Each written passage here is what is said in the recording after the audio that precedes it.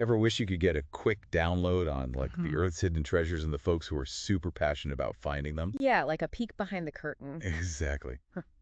Well, today we're doing just that. We're taking a deep dive into a whole collection of Rocky Trails newsletters. These go back years, Hmm. and we're using them to explore the world of geology, gems, minerals, lapidary arts, all through the lens of the Columbia Gem and Mineral Society, or CGMS. They're a nonprofit education group really dedicated to this stuff. Absolutely. Our mission today is really to uncover that community spirit, that dedication to knowledge you see in these pages. Okay, but here's a really important point up front.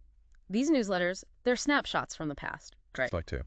So while the core passion is timeless, some details, meeting times, specific events might be outdated. Right. So for anything current, the absolute latest info, you should always check their Great. website, www.cgms.rocks. Definitely. Can't stress that enough. Yeah, okay, so before we jump right into CGMS and Rocky Trails, we should probably give a quick nod to J. Harry Howard. Yes. The lapidary handbook author. Right, he wrote the first instructional handbook for amateur lapidary. That's, the whole art of cutting and polishing stone. And he was based right here in South Carolina, wasn't he? He lived here in his amazing collection, donated to the University of South Carolina. He really helped make gem cutting more accessible to everyday people. And that spirit, that idea of sharing knowledge, seems central to CGMS too. You really see it in their mission. Yeah, it comes through in the newsletters, promoting interest, exchanging knowledge, geology, mineralogy, paleontology, And the lapidary arts, of course. for sure. And it's not just talk, right? It's hands-on learning. I saw mentions of the Rookie Rockhounds program. Oh, yeah. That sounds cool. They weren't just learning to ID rocks. They learned about hematite, how it was used way back as red pigment. There was even, like, an experiment you could do at home. That's fascinating, Oh, connecting the science to history like that. totally. And beyond that, look at the skills they teach. Faceting, silversmithing, wire wrapping. Uh-huh. Glass fusing, gem ID, even flint napping, the old school tool making. Yeah. Ancient art of stone tools. Pretty amazing range. And they get out in the field too, right? It's not all workshop. Oh, yeah, loads of field trips mentioned in Rocky Trails. Right. Chances to find amethyst at Jackson Crossroads in Georgia or Diamond Hill, South Carolina. Nice. What else? Fossils near Aurora, North Carolina. That unique Savannah River agate. Ah, I've heard of that. Even trips for gold. Thermal City Gold Mine in NC.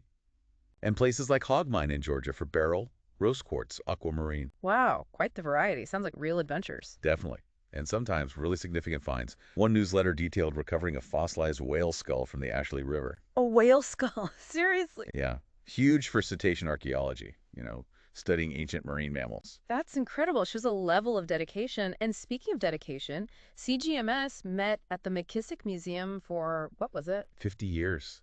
For half a century, that was their home base on the USC campus. 50 years. Wow. That's commitment. That's community. It really is. Things have changed recently, though.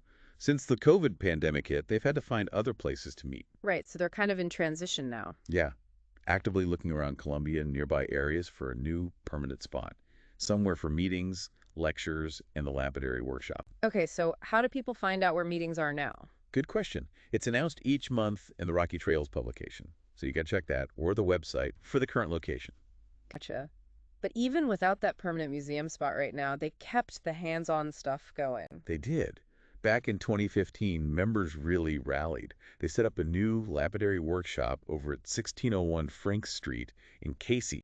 That's pronounced Casey, right? Exactly, Casey. And it was a real group effort, turning this brick house into a working space for cutting rocks, making cabochons. Those smooth, polished stones. That really shows the spirit of the club, doesn't it? Making it happen. For sure. And their impact goes beyond just the members. They support young scientists, giving out Earth Science Awards at the USC Science and Engineering Fair. That's great, fostering that next generation. Mm-hmm. And they get out in the community, too, Oh. like at the Congaree Bluegrass Festival in Case. Oh, yeah. What do they do there? Demos, rock identification help, grab bags for kids, just sharing the passion, sparking that curiosity. It really sounds like a vibrant community. It does. This whole dive into Rocky Trails just highlights that enduring passion. Yeah.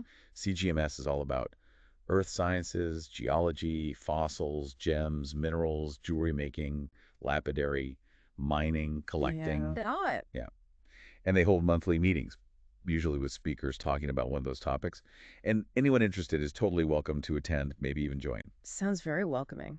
And isn't there a big annual event? Oh, absolutely. You should definitely mark your calendar for the Columbia Annual Gem and Mineral Show. It happens every November. Kurt, it's fantastic. It really is. What strikes me is how these societies, they don't just collect rocks. They collect people, stories, knowledge. They preserve history and sometimes spark brand new discoveries. That's a great way to put it. They're hubs of knowledge and community. Makes you wonder, doesn't it? What hidden gem of a community, focused on some shared passion, might be waiting for you to discover right in your own area? Good question. And just one final reminder, for any current CGMS meeting details, all the latest info, be sure to visit their website. www.cgms.rocks. Got it.